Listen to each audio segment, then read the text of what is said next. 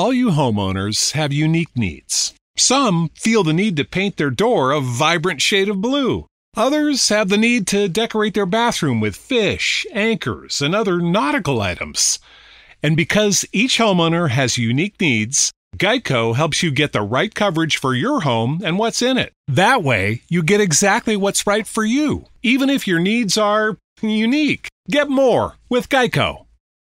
Hey, Unbroken Nation, we'll be right back to the show, but I wanted to let you know that you can grab a copy of my first book, Think Unbroken, Understanding and Overcoming Childhood Trauma, for free. If you go to book.thinkunbroken.com, you can download the PDF ebook version of the book and get everything that I know about the baseline of healing trauma for free, downloaded to your email right now. Just go to book.thinkunbroken.com to download your copy of Think Unbroken, Understanding and Overcoming Childhood Trauma for a PDF for your phone. Again, that is book.thinkunbroken.com.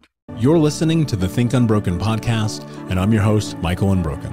I'm an author, speaker, coach, and advocate for adult survivors of childhood trauma and abuse. In this podcast, you will learn how to transform your trauma into triumph, turn breakdowns into breakthroughs, and go from victim to being the hero of your own story. You can learn more at thinkunbrokenpodcast.com, and of course, check us out on Apple Podcasts and Spotify at Think Unbroken Podcast. One of the things that I've been thinking about that's sat really true with me over the course of the last few years of my own personal journey is a bit of my relationship with anger, and also my relationship with anger with myself and relationship with anger with other people, and just kind of this whole topic and subject matter. And Ashley, I'm super excited to have you on the show because I know that, like me, you are a bit of an expert in this window. And so I'm curious, why should anyone listen to our conversation today? Well, thank you, first of all, for having me. And I think people need to be listening to this conversation because I can guarantee that their body is probably screaming at them, but they have no real way to understand what it's trying to say and what to do about it. And what I'm noticing in the work that I'm doing, which is working with anger. So yes, you can call me Angry Ashley if you want. Angry AF, actually, because my second name is Frost. Maybe I was just born to be working in this job. But I've been working with people for up to almost 5 years now, giving anger and emotional release sessions. And what I'm seeing is that people are stressed, people are sad, people are unmotivated, people are sick. And most of the time, the emotions, not just anger, but in particular anger, is at the root cause of a lot of our struggles in society right now. So if you resonate with any of those descriptive words, you might want to give the next hour or so a listen. Yeah. And I think you're spot on, and one of the things that I sit in a lot is this idea that it is a conversation that we're not supposed to be having. Tell me about your background. What was childhood like? I'll preface this. I don't think you become an expert in anger without having overcome some shit. Yes. Yeah. That is also what makes anybody doing emotional release qualified, is that you've actually lived through the thing that you're trying to then help people with afterwards. It's actually the first job I have that doesn't give me imposter syndrome, because I actually know that I've lived through that experience. For me, I didn't actually have anger issues growing up. I was the opposite, the deficit of anger, which is depressed. I had high functioning depression, didn't even realize this, but most of my childhood, and I was following the template of success that you are given of go to university, go to work in the big city, get a partner, get a house, follow the conveyor belt until retirement and then death. Thankfully, my body gave me a burnout already at the age of 25. A physical burnout where I was literally stuck in bed for 2 months, could not walk, could not move. Everything that I'd been using to numb myself on the outside crumbled away. And I was falling into this helplessness, this victim mentality of life is so hard, my illness is so hard. When is someone going to come and save me? The next doctor's diagnosis, the next partner, the next job, and essentially always outsourcing my power to the external.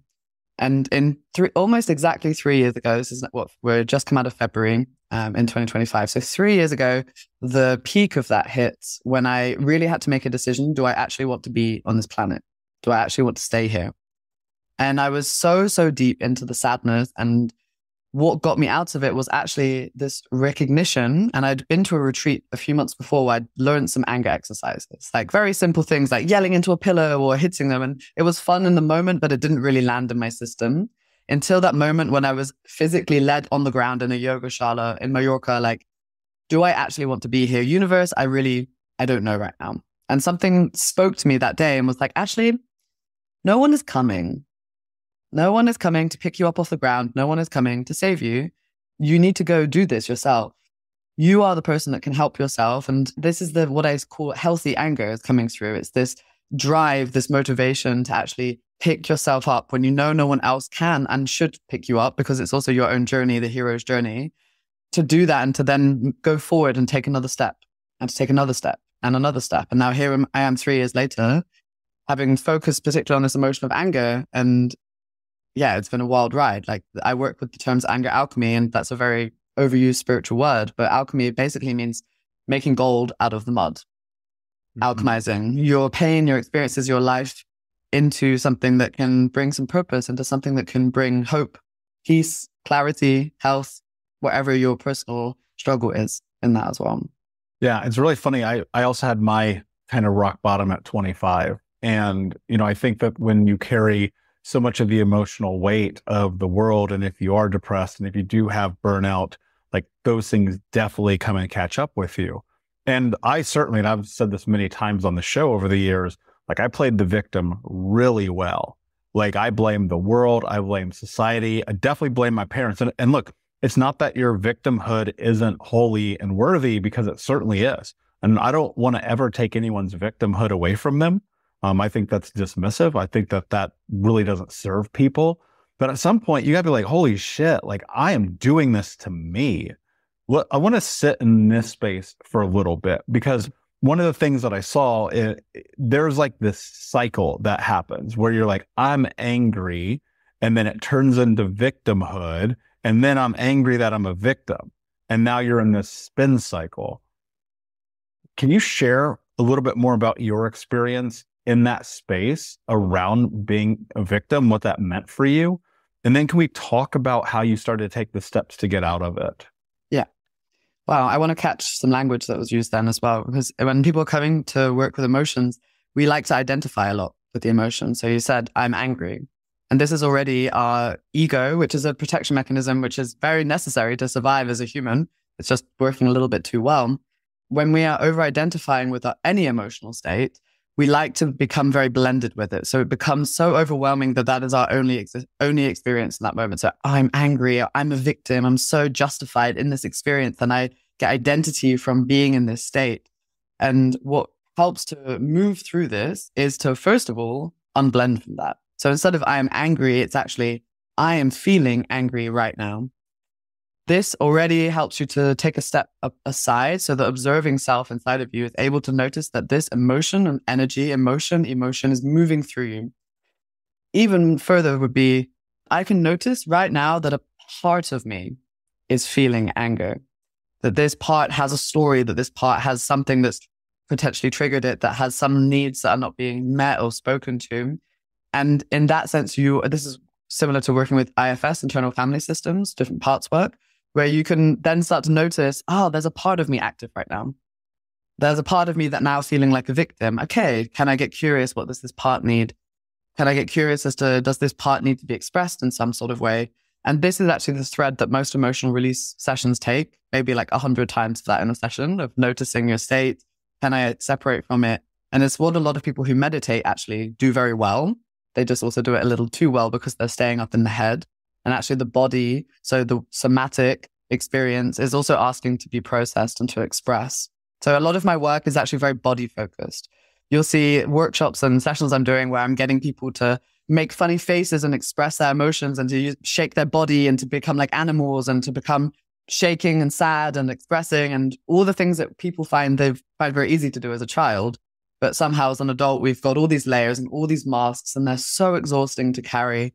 And that actually, when you start removing them, not a lot of the stuff I'm doing is new. It's just remembering what we forgot from childhood. And it actually makes it quite fun, because healing sometimes gets a little serious, and a lot of the spaces, it's regimented and intense. And it's a lot when you have your core traumas and wounds arising. And somewhere along that line, bringing a bit of playfulness into it lightens that load, brings more connection to yourself and to others. And actually, it's just made my job very fun in the last few years also. Yeah, it's powerful. And I think one of the things that's coming up for me, like, I definitely agree with you. identifying as your emotion is a dangerous game. And that just takes a long time for people to rationalize the fact that your average emotion really only lasts 90 seconds. It is the looping that it inevitably keeps us trapped. And then you become, I am sad, I am angry, I am depressed. If anybody ever goes, I am happy, I am joyful, right? And so it's like we tend, for whatever odd reason, which, you know, having interviewed hundreds and hundreds of people on this show, some of the greatest minds in the world, we're all trying to solve the question is like, why are we so attached to this idea of suffering, right? Especially most times at our own hand. And that's so much of what I think that role of victimhood can be, right? You start to title it and you go, me, I am this. And it's like, that's not necessarily true. But then I think a lot of the things that come up in that space, these masks, they start to become identities. Like you're like, I'm interchanging these masks based on my emotions, which generally some of them aren't even true. And that creates the space about shame and guilt and sadness and hurt and loss. And then anger starts to play this role. And I think people have a lot of justification to be angry. I mean, there's a space in which and this is just the way that I see the world. There's a space in which you have almost no control over certain things and a space in which you have full autonomy. And those very rarely actually cross over.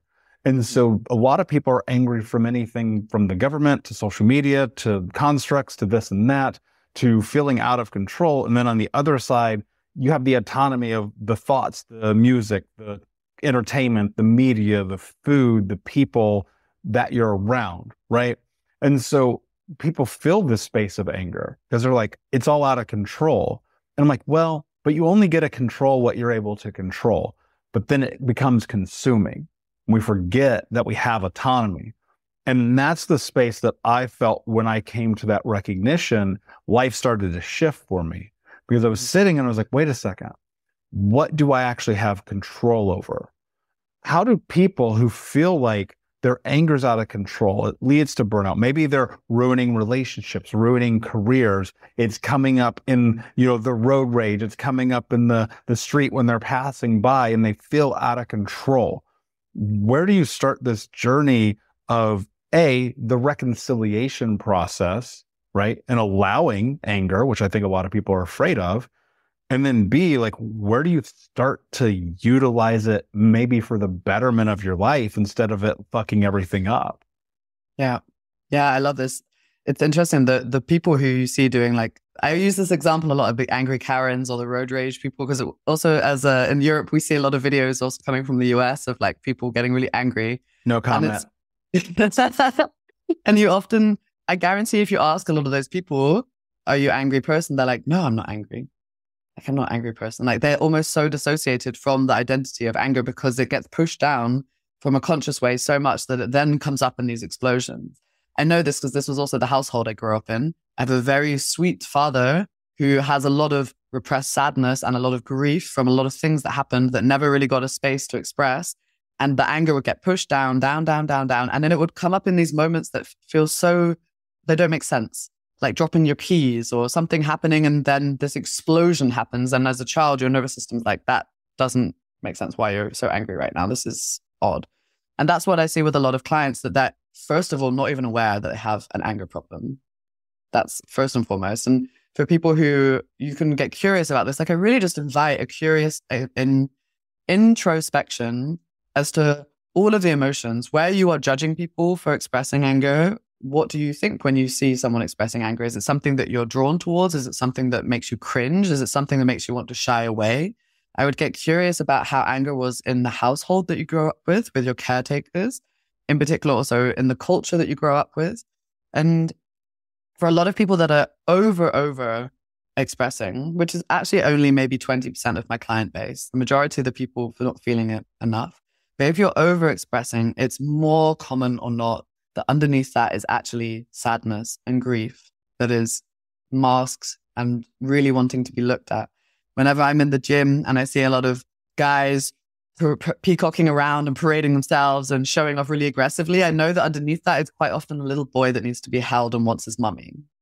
So the invitation into vulnerability, the invitation into sharing from what is actually going on beneath the surface is the path, but people only come to that path when they're called and the initiation hits. So that you also can't force someone necessarily to start doing anger work.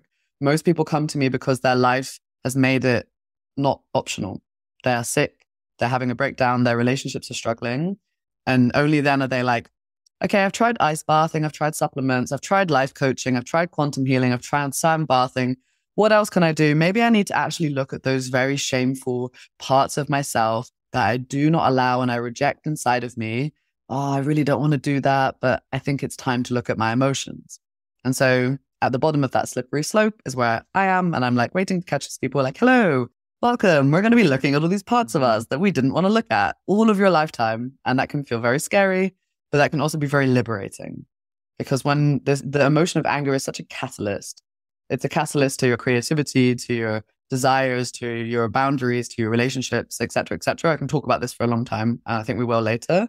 But I think people don't realize out of all of the emotions, how much fire and how much your life shifts when you actually change your perspective. That anger is not bad. It is actually a portal for you. Yeah. And I think one of the things that comes up is, the self-vulnerability that's required in that journey is arguably one of the most terrifying things that you do, is because you're going to have to you are going to have to address the spaces in your life in which you do feel shame, in which you do feel sadness, in which you do feel grief. And I know for certain, because I lived it, you did too. Maybe your certainty is not as clear as mine because we're two different people. But I felt like without the willingness to step down that path, I don't think I'd be here. And for me, and because I was suicidal and I did want to end my life and I attempted, and I was in a very dark place for a lot of my life. And it was one of those things that the more I got clarity about why I was angry and why I was sad and why I was depressed, I came to realize that it was because I really needed to work through things that I was keeping so deeply inside of me that were basically eating me alive. And that's the thing that people don't recognize. And I didn't realize this either. And the idea of sitting in vulnerability in the initial phases of it actually felt shameful, because we are taught, and I don't think this is necessarily exclusive to people who are in the States. I think this is really becoming generational around the world. You're taught, don't be weak, step up your game, or you're taught to stuff it down. When you'll see this typically with women, more generally speaking, right? It's almost socially acceptable for a guy to go punch another guy in the face, but then for women just to shut down emotionally instead of dealing with it. And when I stepped into my journey, and I can actually speak to this to be fairly true, having been in over 200 physical fights, I look at that and I go, okay, that's really fascinating that we're told not to be angry. And yet anger is the very thing that's consuming us. I think that there's often a disconnect, though, Ashley, in these conversations, because people hear this and they go, yeah, but I don't really understand. Can you shed from your firsthand experience and your journey, what was that like, that reconciliation, that removing the mask, that stepping into vulnerability? Personally for you, what did that look like, especially in the beginning? Yeah, in the beginning, I was fully consumed with grief and sadness. Like when I also did my training as an emotional release practitioner, I don't think I screamed once in the 15 days of the training. I was just crying, crying, and crying because that's what was acceptable and it's all that I knew. And when I started to notice that the word anger is a very big word, and we don't have much relationship to it. When I started to look underneath that at the nuances, so if you imagine anger is the color red, okay, what are the different tones of red underneath that? I was looking then at, okay, where am I irritable? Where am I frustrated? Where am I feeling pressured? Where am I feeling that there are expectations placed upon me? Where am I feeling jealous?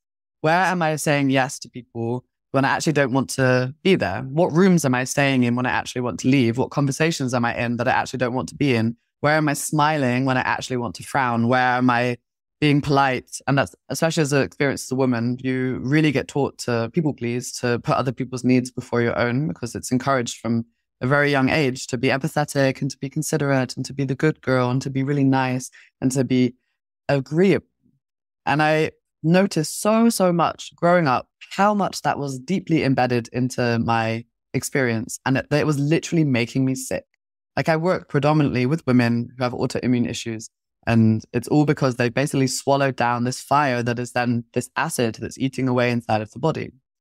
But to answer your question, what really got me started, aside from the mental perspective shift, I almost went to the other end of the spectrum. I was like fucking angry. I was then tapped into like everything wrong with the world. I was letting all the fire up. I was essentially every evening for a year in my bedroom before going to sleep, hitting, yelling, screaming into my pillow, processing through 25 years. By that point, it was 27 years of frustration, rage, grief, hurt, things from childhood trauma, everything that basically I couldn't get to in meditation. I was like, I knew this was here. I've journaled about this 1,000 times, but it's not leaving my body. Like, why am I still looping?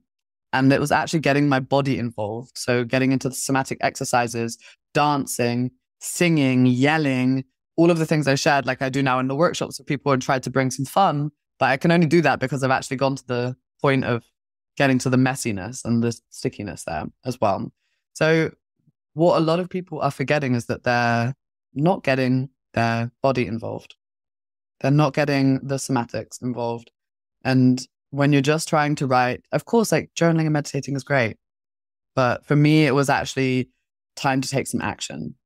That's what really got me started in the beginning. That's what I'm helping people now in the workshops and classes that I do as well. Yeah. And that's so true. For me, it was martial arts, right? And it played such a huge role in my life because I was like, I got to hit something. I'm going to hit someone or I'm hitting something, but something's getting hit because I had so much fucking anger inside of me, like deeply seated. And it's anger that I bore witness to that is really in that conversation about nature versus nurture. And I think it was nurtured into me to watch anger, but to misconstrue it with violence. And so I thought anger was violence, which these are not the same thing. And it was really through this practice of martial arts and yoga, the physical movements in which I saw the biggest shift. And I advise my clients all the time. We have a group called Men's Monday. And so we have just this group of men. It's just us in this space doing this work. And I tell them all the time, some of you guys need to go hit some shit. Some of you guys really need to take this thing out of you and do something with it. But what's really fascinating, and obviously I won't call any specific case out, but one of the things, in a decade now of leading people through this healing journey, I often see there's this really deep association of shame that is parallel to the physical release. There is something about shame, guilt, embarrassment that seems to walk along the side of, why should I have to hit anything? Why can't I just do this? Do you see that too? And if so, how do you walk that path with clients? And if you've had that in your own experience, how did you overcome that for yourself? Yeah, it's interesting, the female perspective from this, because it's for a lot of men, it's very natural to the hands suddenly come into play and they want to go and hit something because it's a natural, something is a little bit more natural. And some of what I get a lot of the women also for doing is like we're wrestling in some of these women's circles. Like I'm getting them very physical, reminding that you are actually very strong. Like your hands, your arms, getting them to do some push-ups to actually get used to like your body is the way to move through this. And when we're looking at shame, so shame is not actually a core emotion. So shame, guilt, anxiety, regret even, they're what we call a covering emotion. They're showing up to protect you from feeling the intensity of a core emotion underneath, whether it's fear, sadness, disgust, guilt, excitement. I work around the concept around the 7 core emotions. Every school of thought is slightly different, but just from what I have noticed and observed in sessions. And when that is arising, we don't need to force through that door. So imagine shame is a door and okay, we want to get through that. We want to see I want to feel the anger. I want to express it. I want to go and have that big release. I want to let go of it. And this is again, this agenda that we have of emotional release in itself is a very misleading word. We're not here to release your anger. We're here to, first of all, meet that doorway. Let's get curious about that door. Cool. There's a door of shame here. Who put this door here? Definitely wasn't born with this door. Is this a door my dad or my mom has put here? How old is this door? Do I like this door? Does it feel hard to open this door? Okay, is there something I need to do right now to move through that cover that's underneath? And when we actually get to the emotion, whether it's sadness, whether it's anger that's underneath that, it's about forming a new relationship with it. We're not here, when doing anger work or any emotions work, you're not going to be rid of your emotions. Spoiler alert, they're going to be around a lot more. You're just going to be welcoming them with open arms, dancing with them instead of sword fighting with them. And that's essentially what emotional mastery is, moving through your life, being able to flow with the waters of the emotions that arise. So when we have that agenda of like, no, I want to get rid of it, I want to feel good again. And it's like, well, to do that, we have to go through the things that don't feel so nice. And also transitioning the language from good and bad, this binary terms of like, when I speak to people, I don't let them use the words good, great, fine, okay, because I'm like, I don't know what that means. I have no, that's such a subjective word. So does it feel pleasant or uncomfortable? Is it something that you want to continue feeling, or is it something that you feel you want to push away? So to get people more fluid also in determining what it is that they're noticing in their body, what are they feeling? And that in itself is like learning a new language. If you've been in your head most of your life, that transition down into the sensations, into the body, it's sometimes I feel like we are now receiving WhatsApp messages or emails, but our body is still sending faxes.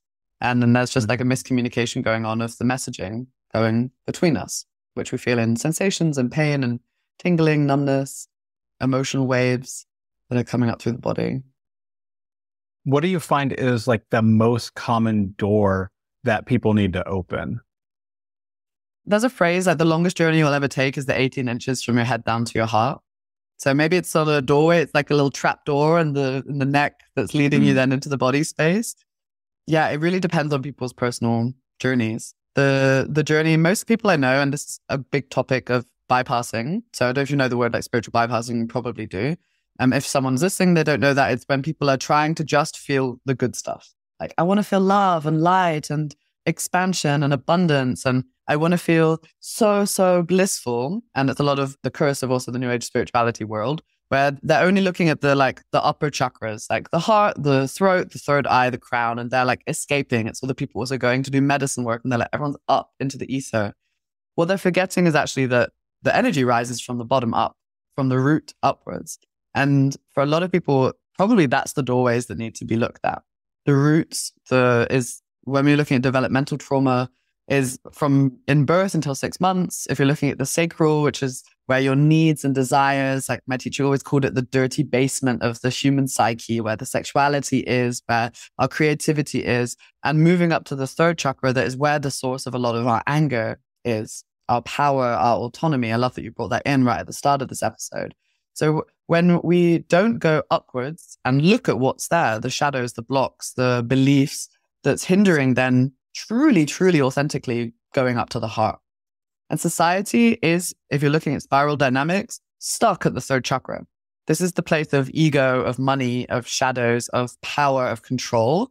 And you see this everywhere you look at the unhealthy examples of anger that we see in war, in politics, in billionaires, in poverty. The society is really stuck here. And a lot of people, only when they start to, in midlife, end up having a midlife crisis, because what's happening is that they're heading into the heart, and the feminine and masculine is trying to find this connection there, where they end up living out their youthful dreams of maybe they have an affair, or they buy a motorbike, or they quit their job, or they go traveling, or they have a breakdown, because actually then the body naturally is trying to evolve, but it wasn't really given the space to. Nowadays, it's happening way earlier. So for me, that was at 25. So society, consciousness is getting quicker and quicker with waking people up.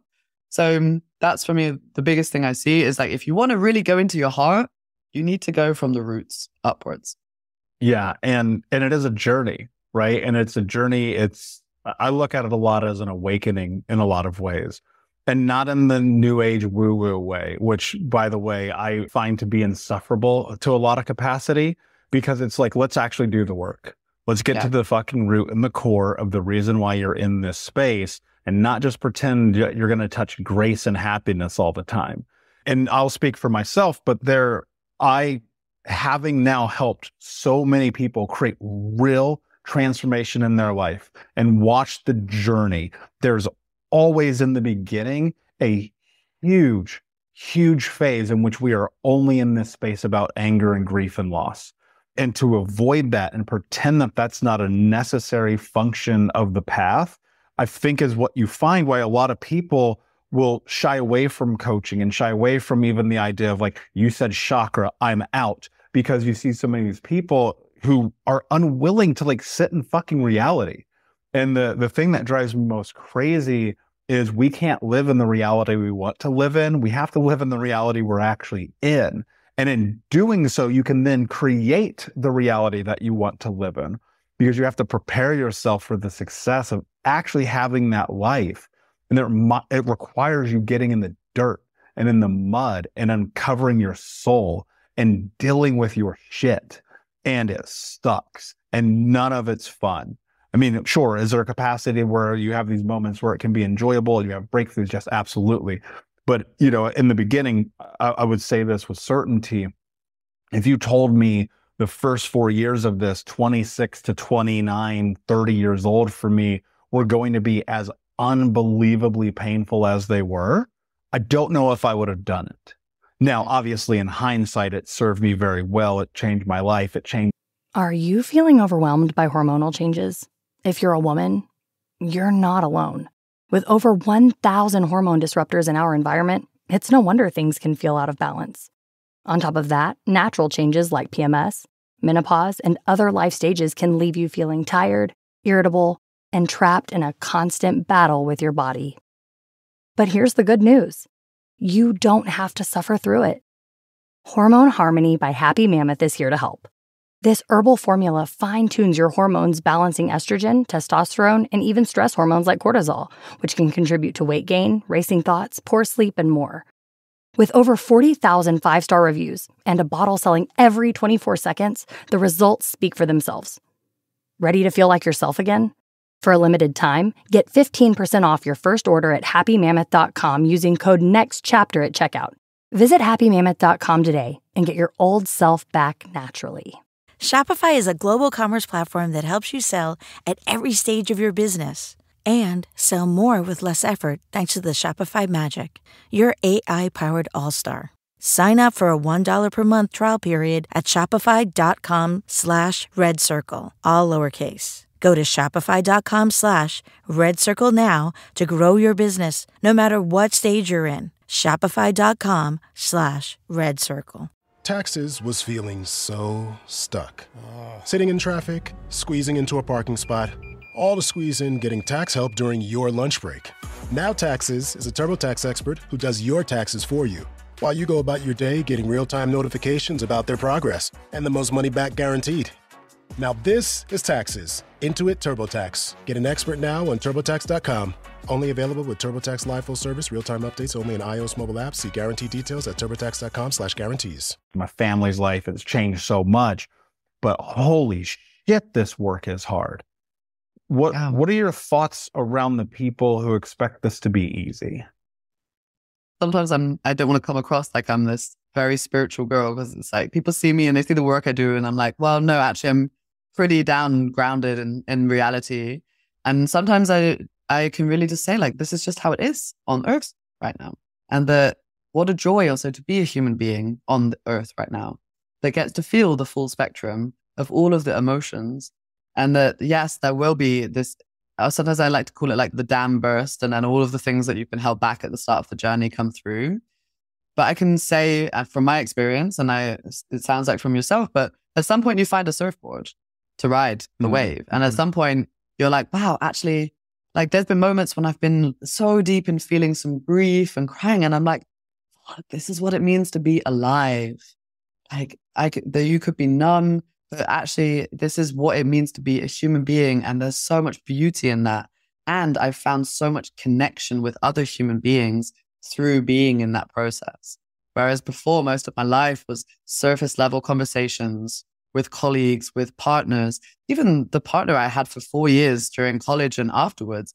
I realized until I did eye gazing with somebody at a random workshop that I'd never fully been seen, even by someone I've been intimately together for nearly half a decade, did not feel seen.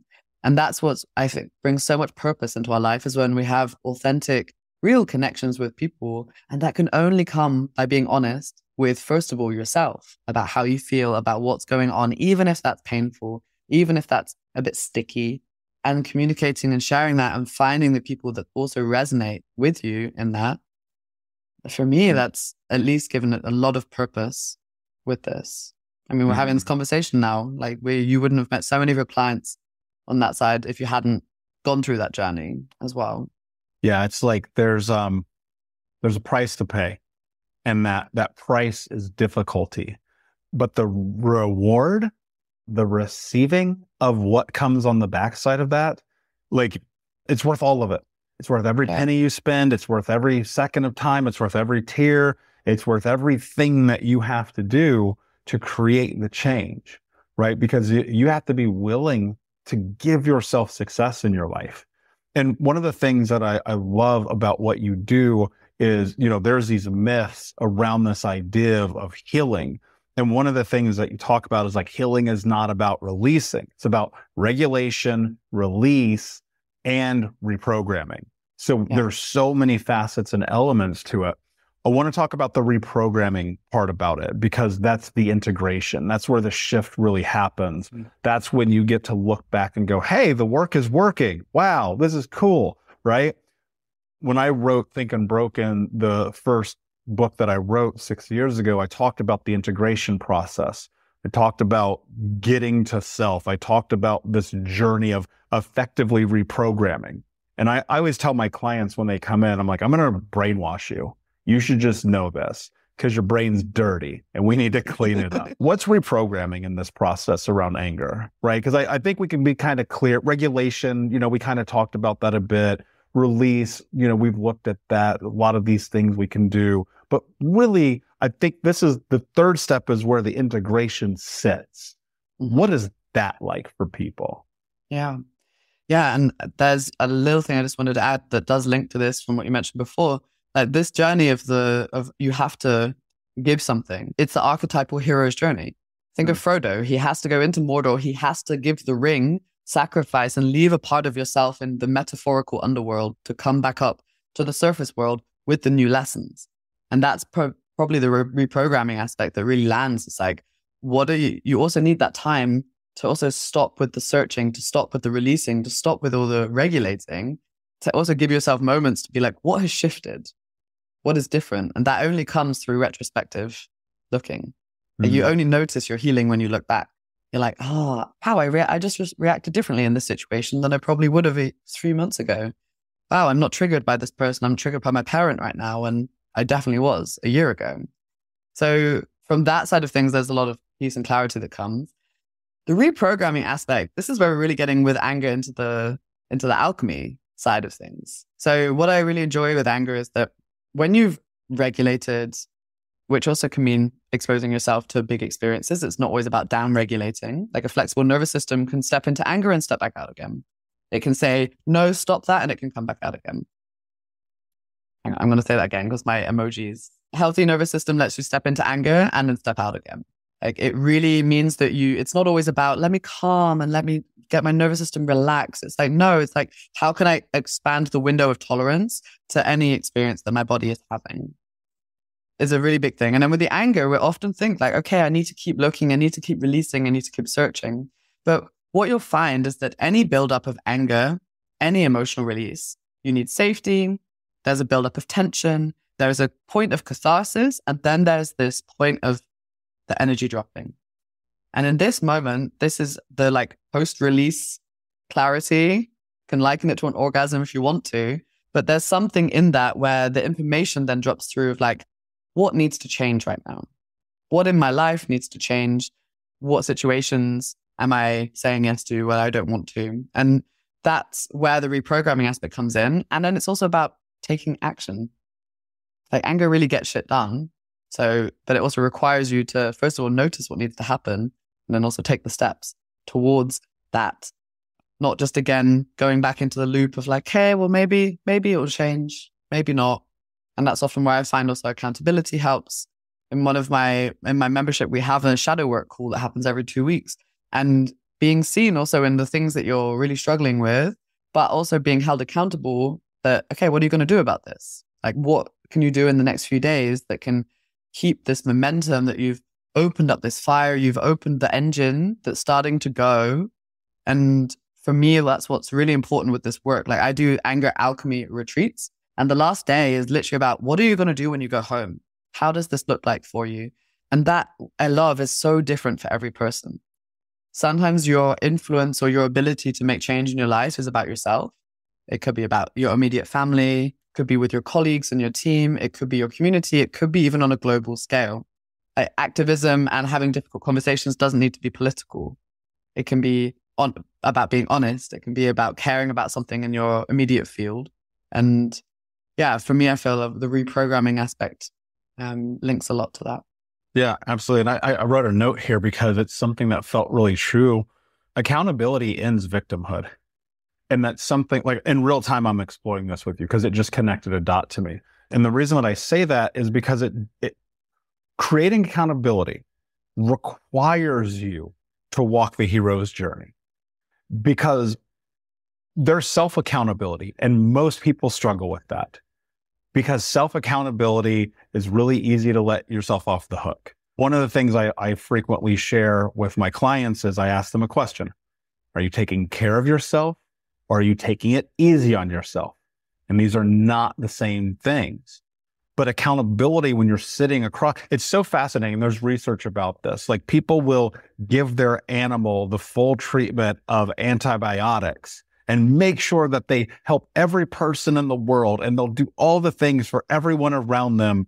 And yet the same research shows that if you have to give yourself antibiotics, there's only like a 22% chance, 22 to 30%, depending on the study, that you're actually going to finish the round of antibiotics. Yeah. When you include accountability, and you're sitting across from someone and you're like, hey, you made this commitment not only to me, but more importantly to yourself. Let's cross the finish line. And now the frame, which is, in my opinion, victimhood, sits around excuses, which again, by the way, all valid. I'm not taking anyone's excuses away from them. Hey, my mom fucked me up really bad. She cut my finger off when I was a kid. I was homeless. I get it. Like, I fucking get it. And I played the victim. But the moment you look out into the world and you go, I'm going to allow myself, and a lot of this is about care, which is misconstrued and doesn't always get applied to this idea of accountability from especially a group or partner setting. It's about being cared for. Can you put yourself into a space of vulnerability to be cared for enough by another human being that they're going to be like, hey, you're not keeping your fucking promise you made to yourself? And that can be super, super scary. But it also will, just like Frodo, if he is unwilling to go to the seven and be like, I'm going to do this and I'm going to play my role, then the rest of them don't get to have the adventure. Yeah. If he doesn't sit with Gandalf and he's like, hey, dude, I really don't want to do this. And Gandalf's like, stop being a bitch, Frodo. Like, let's go get this done. Like, it doesn't happen. Sauron takes over. Everybody dies. The end. But the accountability that gets created will force you into the hero's journey. There's just no way around it. And so I love that your community has that as a part of it, because that's the thing that creates the most shift. When you think about, and because this feels like in real time, when you think about accountability around this journey of like, what are you going to do with your anger? How can people start with A, self-accountability, and then B, how can they create accountability outside of themselves? Yeah, this is honestly something that clicked just a couple of weeks ago after so many clients were facing a similar topic to this, because you also notice in sessions. So there's, first of all, the person who maybe doesn't take action because, okay, they care about their cat, but they don't feel worthy enough, or they don't have this inner belief that they deserve the full round of antibiotics. And so that self-sabotage is always at play, and that may be showing up in other areas of their life. And I found that in sessions, it was sometimes difficult to bring people into feeling anger about something because they didn't feel like they deserved to be stood up for, that they deserved, that they're worthy enough to stand against something, et cetera, et cetera. So I was like, okay, what is going on here? Like, how can you change that perspective shift? And this is the getting out of the victim as well. And we're working, you've probably heard this a lot, working with your inner child. Yes, of course. You can meditate with your inner child, put a picture of them on your altar, but I guarantee you're probably still not feeling fully connected. They are probably also not feeling fully regulated, safe, and securely attached. What I've found in the past 6 months in particular, with clients that we would be doing an inner child process, that it was so much easier for them to tap into that anger by tapping into, would you let this happen to you, this little child part of you? Say it as like a 4-year-old present. Also for yourself, even the young you that had this topic with your mother, Like if they were right now sat in this room on your lap and this was happening to them, would you let it happen? And more often than not, this advocating for someone else is actually easier. The not letting harm happen to something outside of ourselves, even though it's your inner child, it still feels separate. That is like a safer way to start accessing this defensive, protective, that's not okay, justified anger that's inside all of us. But sometimes it's so hard to put on the adult self that we have in the future. People who also can't connect to the inner child, sometimes they do get them to connect to pets. Like when I'm in the workshop sometimes and a woman is like, I'm like, we're stood in front of each other and I'm like, tell me no, tell me, say it, no, try to like push me back a little bit. And she's like, no, I can't. It's, oh, no. And I'm like, okay, I know this sounds very, very triggering, but imagine right now that your kid is behind you and I'm trying to get to your kid. Are you going to be doing the same kind of response right now? Of like, oh no, it's fine. Just get my kid. There's no problem. Oh, that's okay. Oh, no worries. I'm totally fine with this.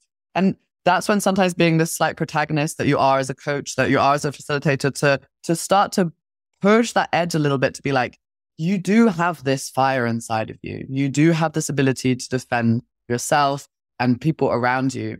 And in particular, connecting to the inner child is when people finally are like, now I have accountability, because I'm not saying no to this person. I'm not saying no to my boss right now. I'm saying yes to protecting that little kid of me, because they deserve to be protected, because they deserve to be safe. They deserve to have their needs met. And this is when I have many clients who are potentially in anxious attachment or situationships or really weird dating relationship situations where they keep just putting themselves in a situation because they feel that that's all they deserve. And so, I'll accept the crumbs because that's what they had growing up from their parents. And so this reparenting that happens where you, as present day you, become this loving, safe space for that little child part inside of you. Anything can happen in life and you'll be resourced. Anything on the external can happen. And that little part knows, okay, you're here with me.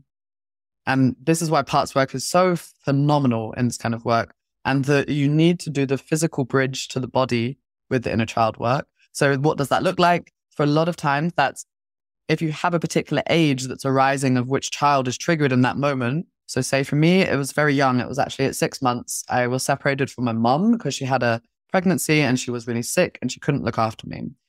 6 months is like, you still think you're connected to the mother. Like the child's system doesn't understand that it's separate. So to have this huge rift in my experience as a baby meant that my trust in the world decreased. My sense that when my needs are there, someone will meet them went away. My confidence, all of these aspects that then grew up into addiction to love, to sex, to food, to success, to money, to experiences that lead to the burnout, stem from this separation. So my practice was having a pillow, holding it as if I was genuinely holding a little 6-month-old baby. How would you actually do that? You would be rocking it. You would stroke its head. You would talk to it. You would move around the space. This completes the neuron pathway that meditation can't get to fully, because your body remembers, and this touch that you're giving your body right now is actually being given to that little part, because time is not linear. You're actually soothing the 6-month-old, the little baby part that's activated in that moment. And the more that this happens, the more you have secure attachment, the more these younger parts are not so triggered, the anger becomes less, the sadness becomes less, because you've actually become this parent. And most of the time in society, you look around, but it's actually just big babies. We're adult bodies, but actually it's 6-year-olds, it's 5-year-olds, it's 8-year-olds that are reacting, that are in the road rage, that are crying, that are behaving erratically. It's not coming from this mental adult rational mind. It's this very young, normally under the age of 12 is where majority of the core imprints happen that then repeat themselves in patterns from teens and above. So that was a lot of talking. So I'm open to some questions, but this is really, majority of sessions are working on this topic, like the inner child and reparenting ourselves. Yeah, no, and I think you're spot on, because here's the reality of it.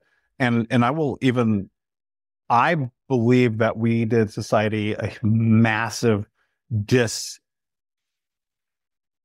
I believe that we created a space in society in which it's not for the betterment of people, in which we made triggering punishable by death.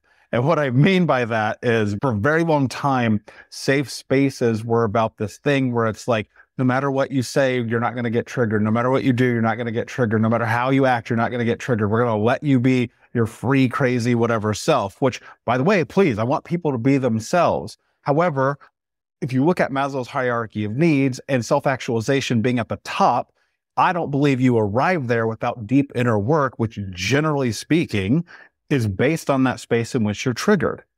Because without the trigger, without the moment, there's no awareness. And if you just walk around on fucking fluffy clouds all day long, you're never going to have to face the darkness that's inside of you, because we all have it. But that's the thing that creates the transformation, is the willingness to be that. And I always encourage not only the listeners of this show, but my clients especially. I'm like, good, let's get triggered. Let's see what happens when the world as a mirror reflects to us the thing that we need to deal with, right? And that's the thing that I see as coming out of it. And I'm really, really happy, because I think that for far too long has created a winter that we're going to pay a lot of dividends for over the course of the coming generations, because that means too many people aren't doing this work. I think safe spaces like the ones that you create, especially at your retreats, which I've watched these videos of these men and women crying and angry and losing themselves and touching that emotion and healing that inner child. Like, that's what it's about. It's not about you get to be safe just because you exist, which I wish we could. Like, I don't want this to be taken out of context. So I think it's incredibly important. I'm not saying you don't deserve safety in terms of your physical safety. I'm not talking about because of your appearance. I'm not talking about because of the way that you think or the way you act or the way that you speak. We all are entitled that. I'm talking about you should get fucking triggered all the time, because then you will build resiliency to actually face the world as a human being who is healed.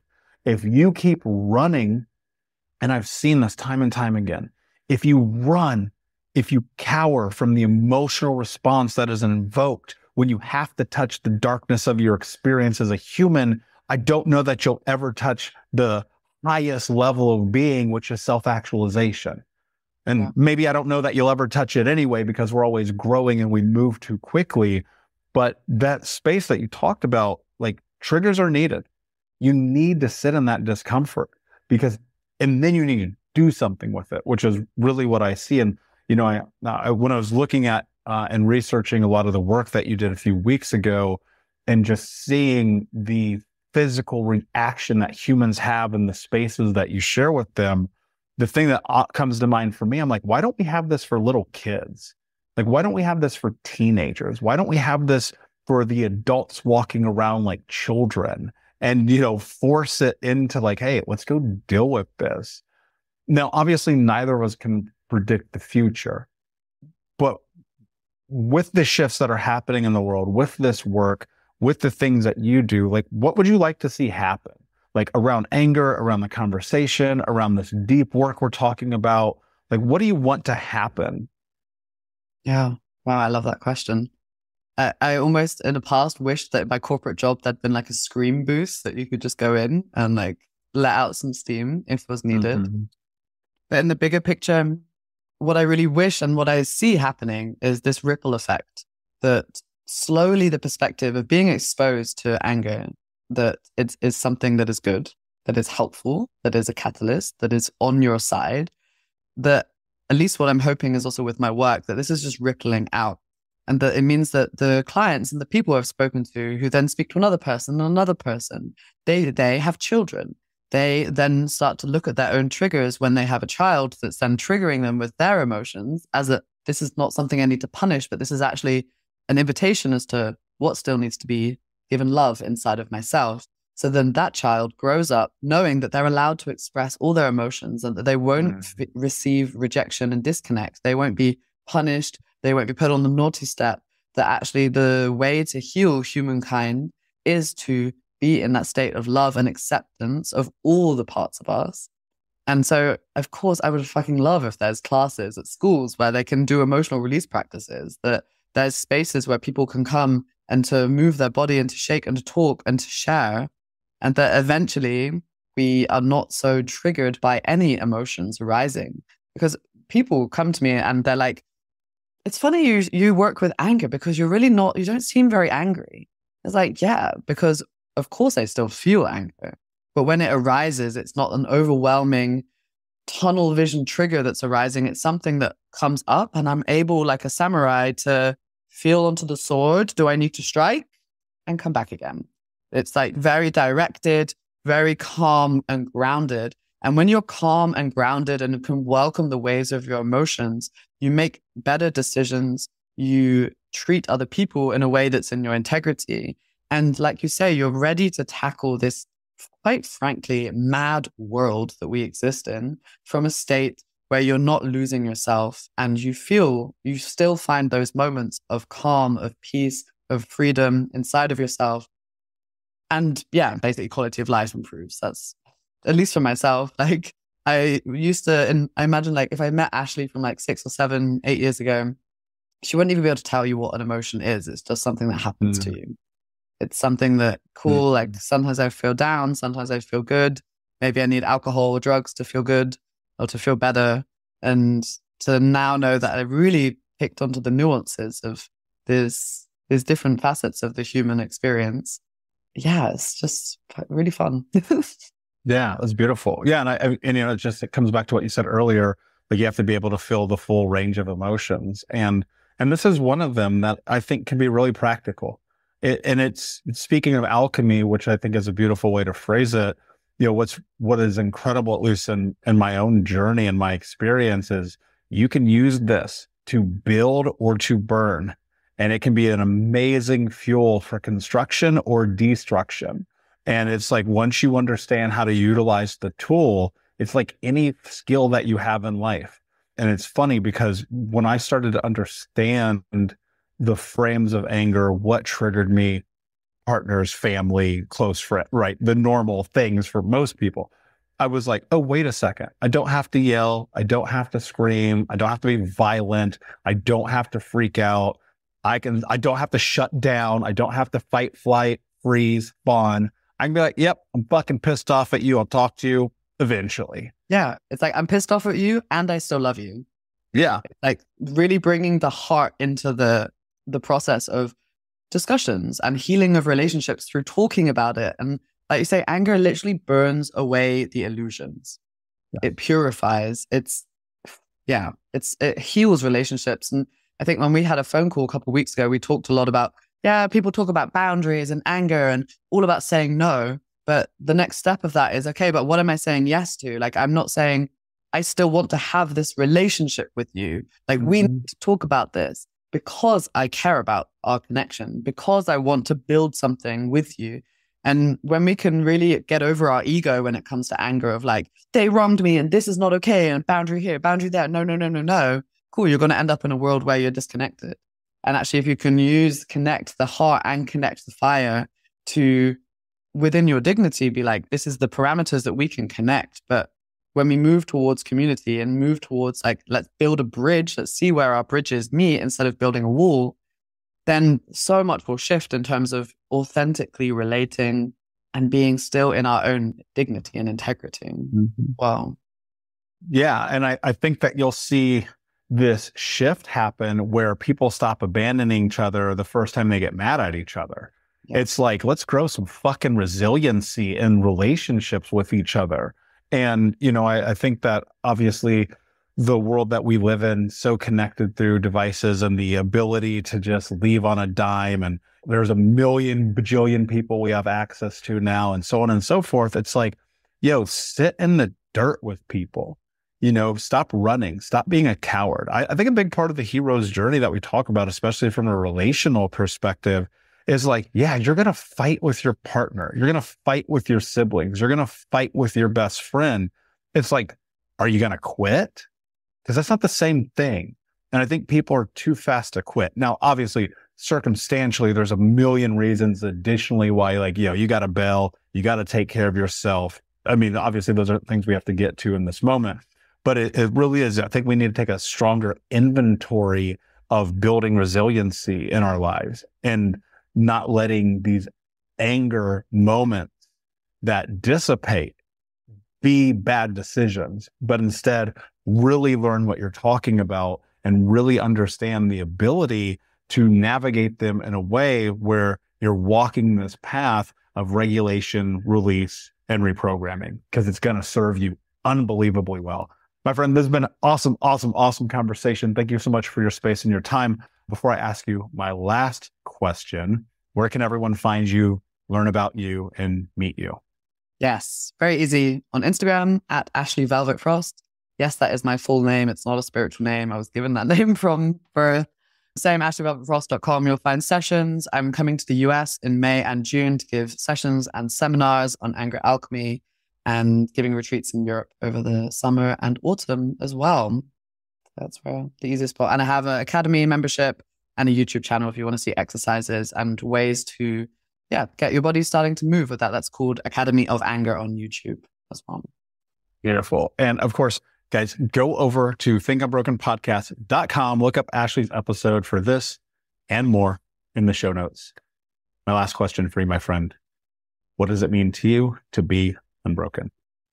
For me, being unbroken is radically unshaming the human condition and accepting all the parts of ourselves. Brilliantly said. Simple, to the point. Yeah. Thank you so much for being here. Unbroken Nation, thank you all so much for listening. Please remember to like, to share, to comment, to subscribe, do all those things that people do if this brought you any value. But most importantly, share this with somebody in your life who you know will benefit from listening to today's episode, because that is a space to create accountability, to create change, to create shift, and ultimately to help them do what we all are trying to do, and that is to be unbroken. Until next time, my friends, I'll see you soon. Thank you so much for listening to Think Unbroken. Please share this episode with someone who could use it and help us move forward in our mission of ending generational trauma in our lifetime. And if you would, please take 5 seconds to pop on iTunes or Spotify, hit that 5-star, leave a review, and you can also reach out to us on social at Michael Unbroken or at Think Unbroken. And of course, you can check out our YouTube channel at Think Unbroken. Thank you for being a part of Unbroken Nation, my friends, and until next time, be unbroken.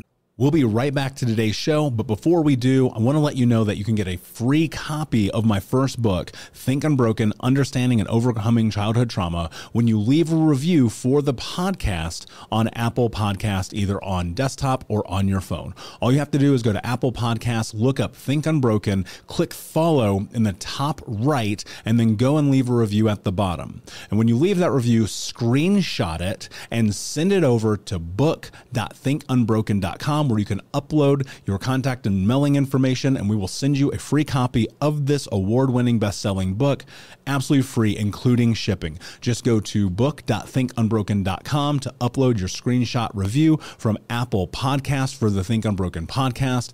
And until next time, my friend, be unbroken. I'll see ya.